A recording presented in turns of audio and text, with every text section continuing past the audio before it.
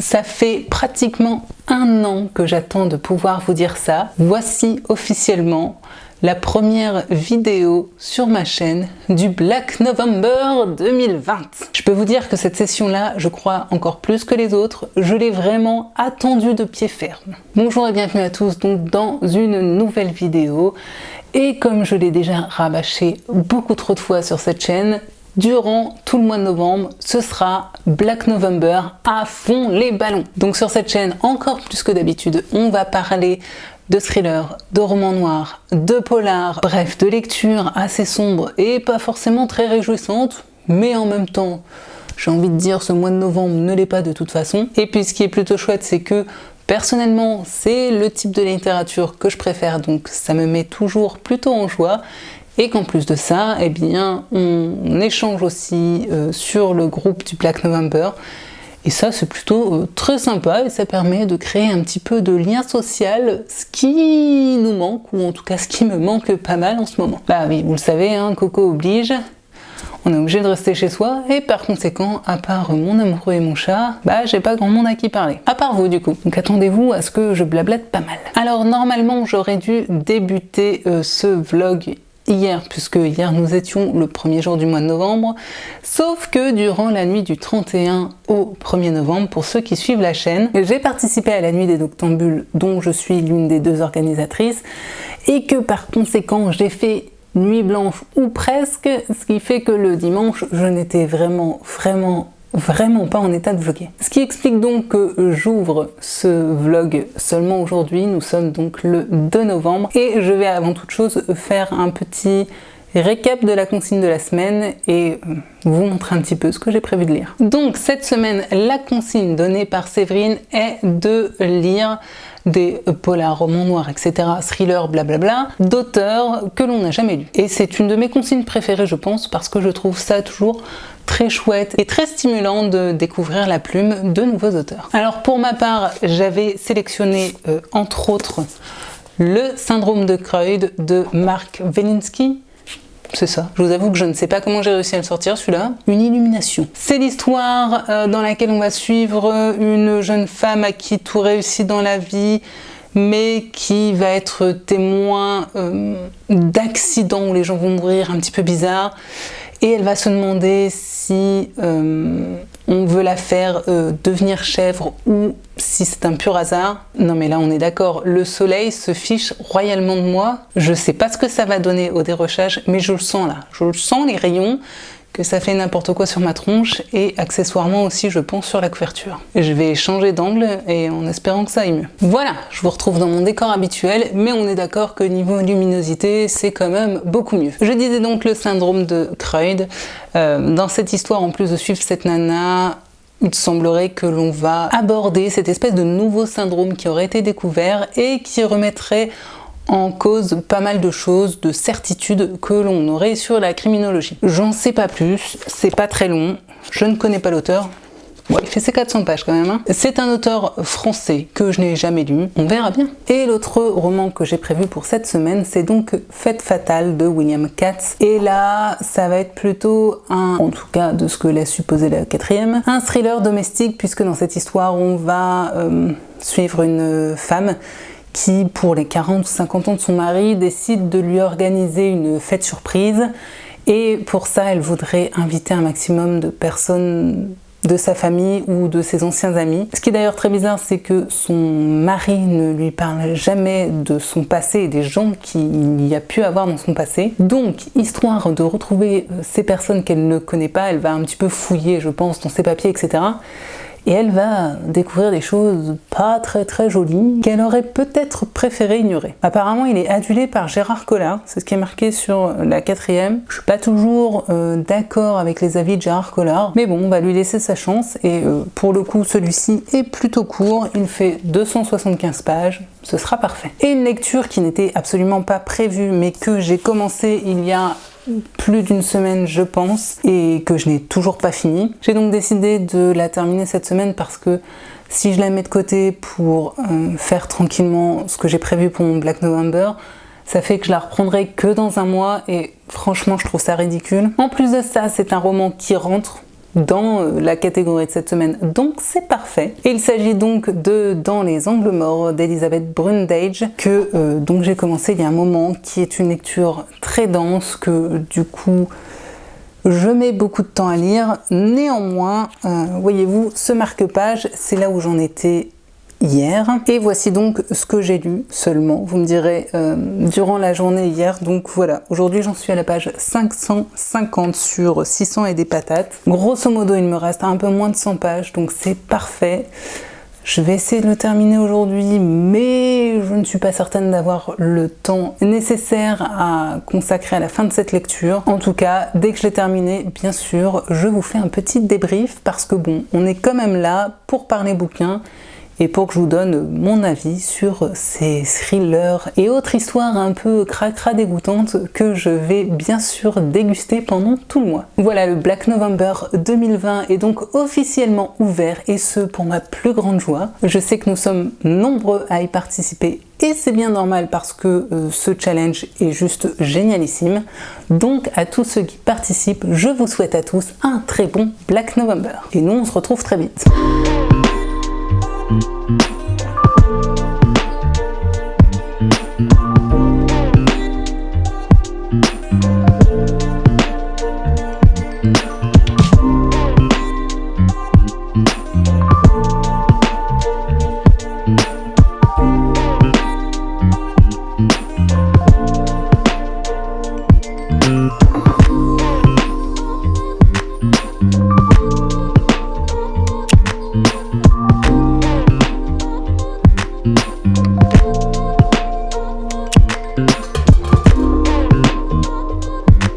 Décidément, je suis désolée, j'ai beaucoup de mal à être assidue dans mes vlogs. Je vous reprends vite fait pour faire un tout petit point. Nous sommes mercredi et j'ai enfin terminé mon Elizabeth Brundage.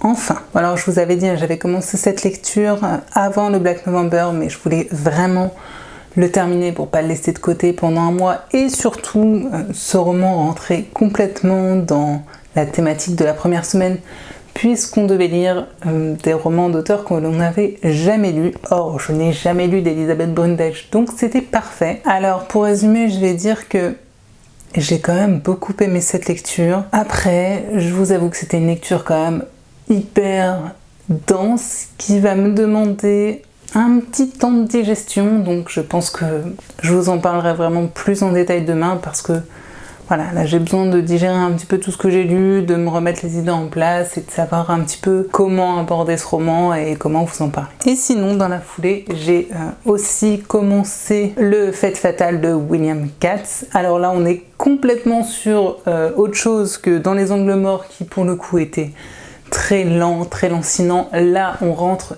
direct dans l'histoire, il n'y a pas de chichi. C'est un thriller qui va donc assez vite. Je doute clairement que l'on sera sur une claque, un coup de cœur ou quoi que ce soit, mais en attendant, j'ai envie de dire, ça fait le job. Voilà, je suis bien dans l'histoire. On a une construction assez classique, mais qui, ma foi, passe toujours plutôt bien. Donc celui-ci, à mon avis, c'est certain, il sera terminé dans la soirée, puisqu'il me reste vraiment pas grand-chose. Je n'avais pas tout à fait compris en lisant la quatrième. Je pensais qu'on allait être sur un banal thriller domestique, mais en fait non. Hein.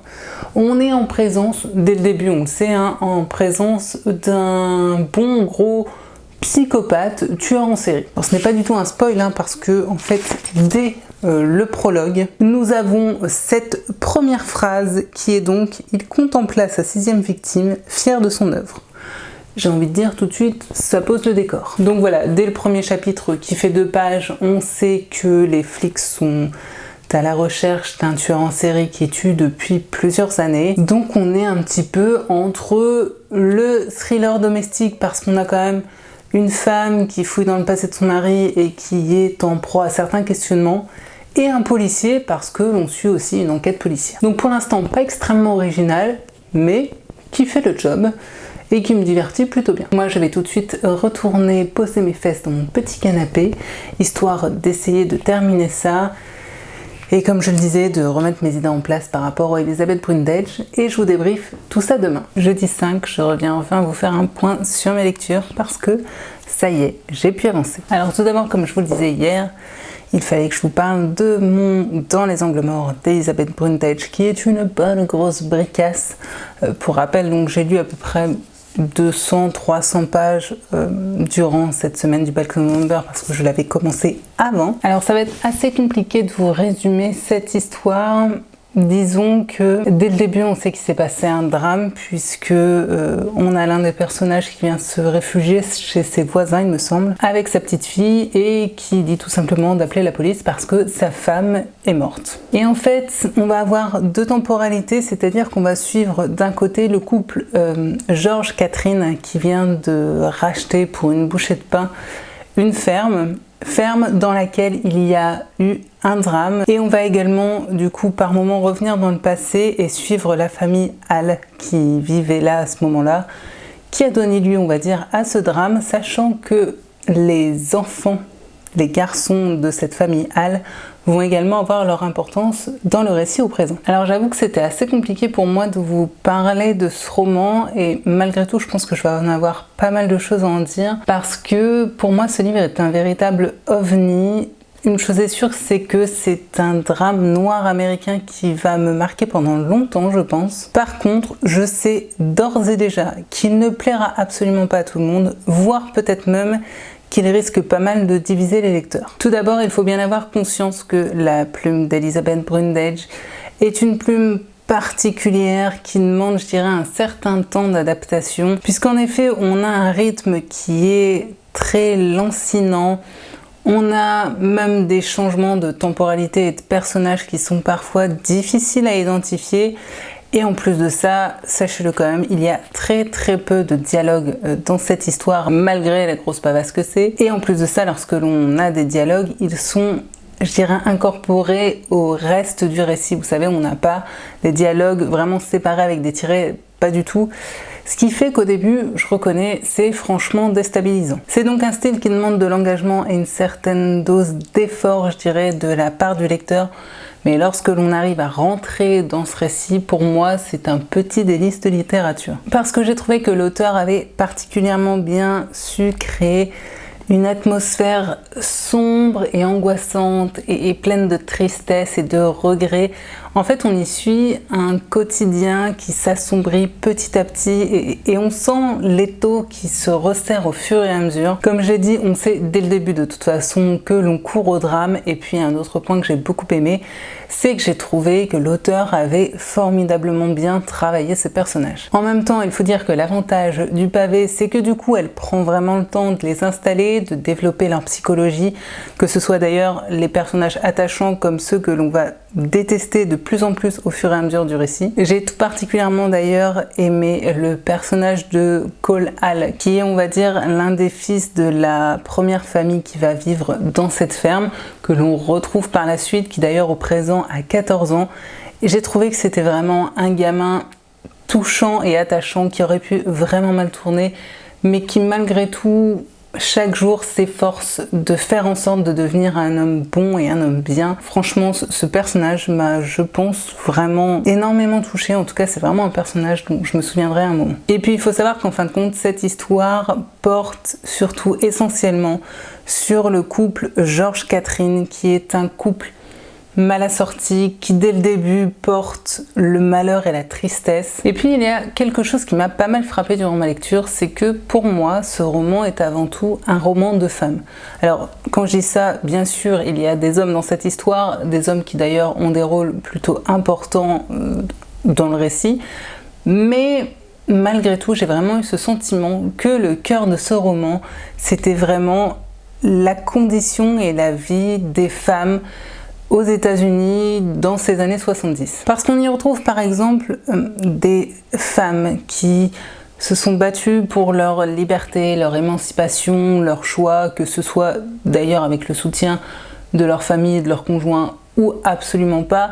mais aussi des femmes qui bien souvent sont issues de la bourgeoisie et ou ayant reçu une éducation religieuse stricte, qui sont complètement paralysées par certaines idées reçues et certains principes qui régissent complètement leur vie, quitte à ce qu'elles s'en oublient et à ce qu'elles finissent malheureuses comme les pierres. D'ailleurs, j'ai trouvé que la religion avait vraiment son importance dans ce roman.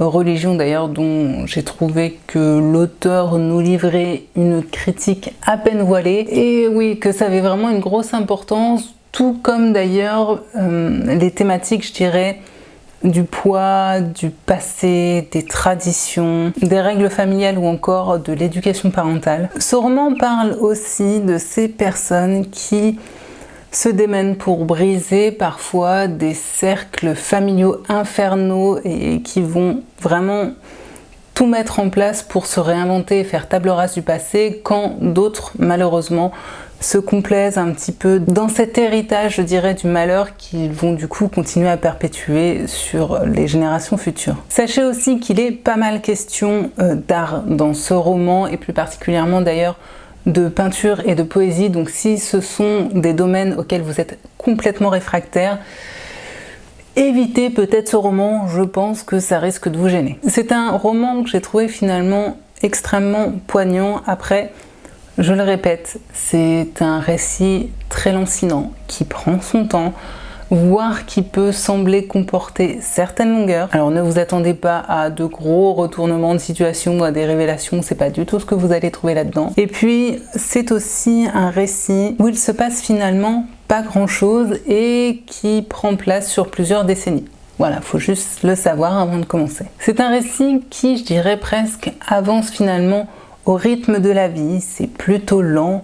D'ailleurs au rythme d'une vie plutôt sombre et triste. Mais malgré tout, je pense vraiment que c'est un roman qui mérite d'être lu, que ce soit pour son ambiance, ses personnages, son message, ou même tout le package. Tout ça mélangé finalement fait quand même que je regrette pas une seule seconde d'avoir lu ce livre. C'est donc un livre exigeant, loin d'être joyeux, hein, vous êtes prévenus. Et même si ce ne fut pas un coup de cœur parce qu'il m'a manqué un petit quelque chose que je n'arrive pas vraiment à identifier, je le répète, je suis vraiment ravie d'avoir fait cette lecture, et d'ailleurs je ne sais pas si ce roman est classé comme un classique de la littérature américaine contemporaine. En tout cas, si ce n'est pas le cas, personnellement je trouve que ça devrait l'être. En bref, pour moi c'est vraiment une plume à découvrir pour tous ceux qui aiment le sombre, qui n'ont pas peur de prendre leur temps et qui n'ont pas peur non plus de se perdre parfois dans les méandres de la psychologie et de la noirceur humaine. Si je devais faire un résumé, ce serait à peu près ça. Vous l'aurez donc compris, même si j'ai mis un moment à le lire, parce que, une fois de plus, c'est très dense, je suis vraiment ravie d'avoir fait cette lecture, et ouais, je pense qu'elle va me marquer pour un bon moment. Et comme je le disais, à mon avis, c'est vraiment un bouquin qui risque de complètement diviser les lecteurs, alors si vous l'avez lu, dites-moi en commentaire si, comme moi, vous y avez vraiment trouvé un intérêt et une plume particulière que vous avez appréciée, ou si au contraire vous avez détesté, ce que malheureusement je peux comprendre aussi. Alors comme je vous l'avais dit peut-être hier, je ne sais plus, j'ai également terminé Fête fatale de William Katz. Je vous en parlerai à mon avis plus tard dans la journée parce que là j'ai quelques petites choses à faire.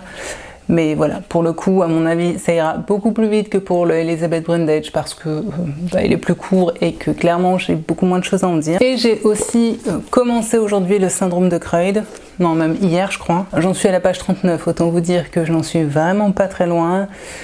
Et pour l'instant, je suis pas ultra embarquée. Bon, alors je sais pas si vous vous souvenez, mais la 4e de couverture nous parlait d'une femme type working girl qui va être témoin de nombreux accidents qui ne sont peut-être pas des accidents, qui va se demander si on essaye de la faire devenir folle ou si c'est vraiment une coïncidence. Et du coup, je m'attendais vraiment à ce qu'elle soit au cœur de cette histoire, et pour l'instant, je suis assez surprise de voir qu'en fait, ce roman est écrit à la première personne du point de vue du mari de cette femme-là. Alors déjà, bon, à voir par la suite, mais je suis pas certaine du choix du récit à la première personne. J'ai pas l'impression que ça apporte franchement quelque chose, voire même que des fois au niveau du récit, ça donne lieu à certains couacs. Lorsque par exemple le mari nous raconte des choses de la journée de sa femme, qu'il imagine, parce que soi-disant, par exemple, il connaît très bien les bureaux, mais du coup, je sais pas, il y a une espèce de dissonance et ça sonnerait beaucoup mieux si on avait un narrateur externe. En plus de ça, ça se passe à Paris et je vous avoue que le côté un peu précieux parisien ressort quand même pas mal et c'est pas franchement quelque chose qui en général me plaît ni me séduit dans mes lectures, donc bon, à voir l'évolution par la suite.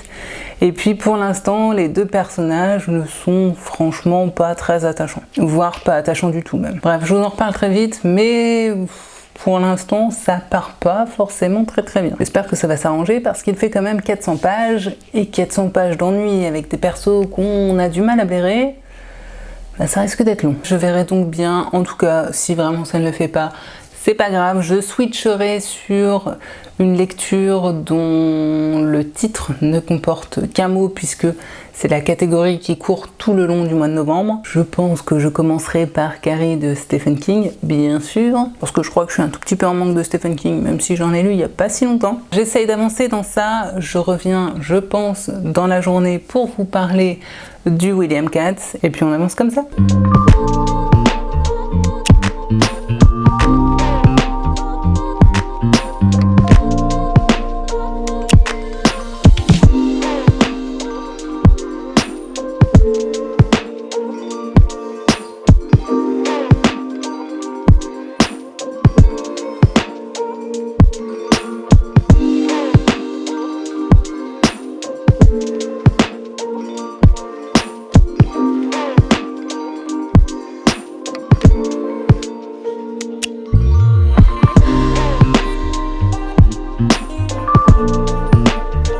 Salut, bon je vous reprends le lendemain, on est vendredi je crois, c'est ça, vendredi 6 novembre.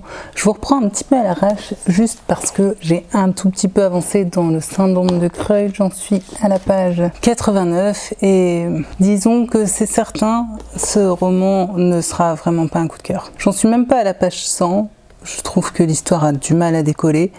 Et surtout, il y a quand même déjà pas mal de choses qui me posent franchement problème. Alors au niveau des personnages, je les trouve toujours aussi peu attachants, voire un peu insupportables sur les bords. Je trouve qu'on a vraiment ce côté stéréotype parisien, égoïste et désagréable au possible. Je sais pas comment l'expliquer, mais alors, il y a vraiment un côté pédant et hautain qui ressort des personnages, alors surtout d'Agnès.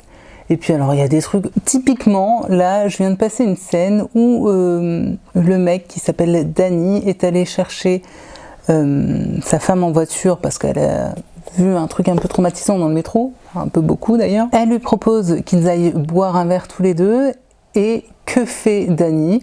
Danny met sa voiture en double fil et va boire un verre. En gros, c'est le stéréotype de l'égoïste qui ne pense qu'à sa gueule. Bon après s'il y avait que ça, j'ai envie de vous dire, soit ça passera encore, sauf qu'il n'y a pas que ça qui me pose problème. Comme je le disais, je viens du coup de passer une scène où Agnès a encore été témoin d'une personne qui se serait suicidée sous le métro. Alors déjà, je préviens les personnes sensibles, je trouve que l'auteur fait quand même pas mal de descriptions assez dégueulasses de l'état du corps. On se doute bien en même temps qu'un corps qui passe sous un métro n'est pas joli à voir. Je trouve que ça n'apporte strictement rien au récit, si ce n'est de faire du pseudo-sensationnel. Vous le savez, hein, je suis vraiment pas du genre sensible aux descriptions gore, etc. Mais comme je le dis toujours, dès l'instant où ça apporte quelque chose au récit, si c'est juste une espèce de voyeurisme et de faire du crade pour faire du crade, je vois pas l'intérêt. Et ici, je trouve que c'est le cas. Toujours est-il que notre jeune femme vient de voir ça, et alors qu'elle vient de vivre encore un événement plutôt traumatisant, eh bien, son mec ne trouve rien de mieux que de lui faire une scène de jalousie. Voilà. Et alors, autre chose qui me pose vraiment problème, c'est les invraisemblances. Parce que là, du coup, on a quand même la police qui est sur place, qui fait évacuer le métro. On a les pompiers qui vont du coup récupérer les morceaux de corps, etc. Et on a Danny qui arrive comme une fleur, qui passe les différents rubans de sécurité, qui s'approche du corps pour aller voir s'il s'agit de sa femme. Et on a un flic qui, voulant être bien sûr que ce n'est pas sa femme qui est sous le métro, lui propose quand même d'aller voir les morceaux de corps empaquetés dans le body bag. À quel moment un flic va proposer de lui-même à une personne étrangère complètement à une enquête policière d'aller zioter l'état d'un corps que l'on vient de ramasser sous une rame de métro? Bref, vous voyez un petit peu le délire. Moi, j'ai vraiment beaucoup de mal. Le problème, quand on incorpore des policiers à une histoire ou des juristes ou des choses comme ça, dès l'instant, je trouve, où l'on fait part d'un métier, il faut que ça sonne de façon crédible. Or là, on le sait très bien, ça ne se passerait jamais comme ça dans la réalité. Mesdames, messieurs les auteurs, si vous voulez vous arranger avec la réalité des faits, sachez que ça crée une certaine dissonance et qu'il y a des lecteurs comme moi que, sincèrement, ça gêne profondément. Donc pour l'instant, en résumé, l'histoire a du mal à prendre son envol, je dirais. J'ai beaucoup de mal à supporter les deux personnages principaux. Je suis pas fan forcément du style d'écriture et il y a de grosses invraisemblances. Je suis même pas à la page 100, il y en a 400. Je suis pas certaine de m'éclater niveau lecture ce week-end. Et bon, j'ai pas envie de l'abandonner, voilà. J'ai beaucoup de mal à abandonner les livres, vous devez le savoir, et j'ai envie de pouvoir vous en parler en ayant tous les tenants et les aboutissants et en me sentant légitime d'en parler. Faut que j'arrête avec mes guillemets, bref, excusez-moi. Donc voilà, je vais continuer, mais franchement pour l'instant c'est pas vraiment une réussite. J'y retourne et je vous tiens au courant. Samedi, ça peut vous paraître surprenant, mais je vous retrouve aujourd'hui depuis ma cuisine. Alors, je sais, normalement je suis censée vous parler lecture, mais je n'ai toujours pas terminé le syndrome de Creed. Il me reste un peu plus d'une centaine de pages et je ne suis toujours pas convaincue et je pense avoir compris la fin depuis un moment, mais bon, ça je vous en reparlerai en temps voulu. Aujourd'hui, si je vous reprends depuis ma cuisine, c'est parce que dans ma dernière vidéo, j'ai cru comprendre que la petite recette lessive maison vous avait pas mal plu et il s'avère qu'en ce moment j'ai une grosse envie de tester des nouvelles recettes que je n'ai jamais testées. Donc aujourd'hui vous allez être témoin soit d'une grande réussite, soit d'un énorme fail. Comme ça vous êtes prévenus. Donc oui, j'ai pas mal envie de cuisiner, je pense, histoire de me changer les idées et de faire de ce confinement une période un petit peu moins déprimante. En tout cas, c'est comme ça que j'analyse. Toujours est-il qu'aujourd'hui, je me suis lancée dans l'aventure de la création fait maison de gyoza, ce que je n'ai jamais fait du tout. Alors je vous mettrai la recette en barre d'infos parce qu'elle n'est absolument pas du tout de moi. Elle vient d'une chaîne que vous risquez d'adorer si, comme moi, vous aimez la nourriture asiatique, qui s'appelle Le Riz Jaune, qui fait que des tutos de plats asiatiques qui ont tous l'air plus succulents les uns que les autres. Donc voilà, aujourd'hui je me lance et on verra bien ce que ça donne. Voici donc à quoi ressemble là tout de suite mon plan de travail. Alors vous verrez, j'ai changé quelques petites choses, j'ai un petit peu adapté la recette à ma sauce. On verra bien ce que ça donne. Et oui, j'ai un chat qui squatte parce qu'elle a faim. Bref, j'espère être un petit peu tranquille, histoire qu'elle ne mette pas ses poils partout dans les gyozas. Et moi, je vais me mettre tout de suite à essayer de fabriquer la pâte.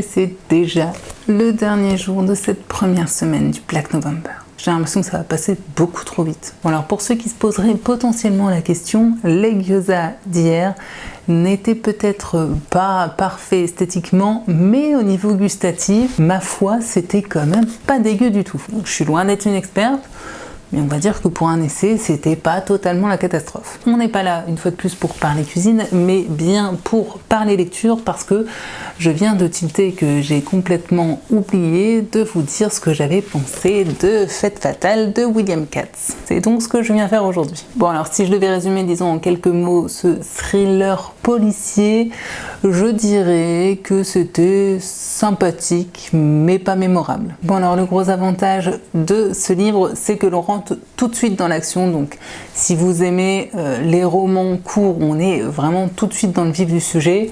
Clairement, ça devrait vous plaire. D'ailleurs, j'ai beaucoup aimé les 2 premières pages parce que on sait tout de suite qu'on est du coup avec une équipe de flics qui est à la recherche depuis plusieurs années d'un tueur en série. Donc voilà, ok, le décor est planté, on est dedans tout de suite. Et ça, c'était plutôt agréable. C'est donc un roman qui n'a pas vraiment de temps mort, et vous allez me dire, pour beaucoup de lecteurs, c'est plutôt chouette, sauf que le revers de la médaille, eh ben, c'est aussi que par conséquent, l'ambiance et les personnages ne sont pas très fouillés. Le style d'écriture, quant à lui, est assez passe-partout. La construction narrative, le leitmotiv du tueur et même le dénouement sont, je trouve, très classiques, mais comme on dit, bah, ça fait le job. En fait, si vous recherchez un roman plutôt court, divertissant et que pour votre part vous n'avez pas lu énormément de thrillers et de policiers, je pense que c'est clairement le type de bouquin qui pourrait beaucoup vous plaire. D'ailleurs, plus qu'un thriller, je dirais que c'est un mix entre une sorte de thriller domestique et un policier. Et alors pour les plus sensibles d'entre vous, vous pouvez y aller les yeux fermés, c'est ultra soft. En fait, je pense que j'aurais pu être beaucoup plus embarquée dans l'histoire et que j'aurais pu beaucoup plus ressentir la tension que je suppose l'auteur a voulu distiller dans son histoire si j'étais rentrée en empathie avec Samantha, qui est notre personnage principal. Le problème, c'est qu'à aucun moment je ne me suis ni attachée ni identifiée à cette New-Yorkaise qui finalement passe sa vie entre faire des magasins et organiser des soirées avec ses amis, ce qui fait que je n'avais pas d'empathie pour elle et que du coup, bah, je flippais pas pour elle. Et donc le côté tension, je suis un petit peu passée à côté. En ce qui concerne le mobile du tueur, je dirais que c'était assez facile et léger, mais pourquoi pas. Clairement, je pense que j'ai vu pire. J'ai trouvé que la toute fin, quant à elle, était pas mal, même si, là encore, j'ai ressenti que l'auteur l'avait peut-être amené un petit peu grossièrement, ce qui fait que personnellement, en tant que grosse lectrice de ce genre littéraire, j'avais vu les choses arriver avant qu'elles n'arrivent. Mais bon, ça n'en reste pas moins une fin que je trouve plutôt intéressante et qui risque tout de même d'en surprendre certains. En bref, je dirais que c'est un petit thriller sympa qui plaira surtout, je pense, à ceux qui veulent peut-être s'essayer au genre, ou alors les lecteurs qui n'ont pas l'habitude de lire beaucoup de policiers ni de thrillers. Quant aux gros lecteurs de ce genre littéraire comme moi, je dirais que voilà, c'est clairement le type de bouquin qui fait le job, qui passe bien, mais qui ne marque pas outre mesure. Oui, clairement, c'était sympathique à lire, mais ça va pas marquer ma vie de lectrice du tout. Et je pense que d'ici quelques semaines ou quelques mois, je risque fort d'oublier cette histoire. Comme je le disais, sympa mais sans plus. C'était divertissant, mais c'était pas ouf. Et puis, je viens tout juste de terminer Le syndrome de Creutz de Mark Welinsky.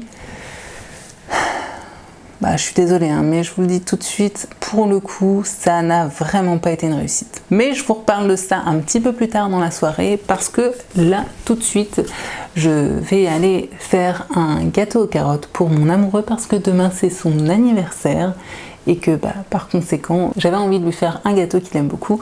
Donc voilà, avant qu'il fasse complètement nuit, je vais m'atteler à la tâche.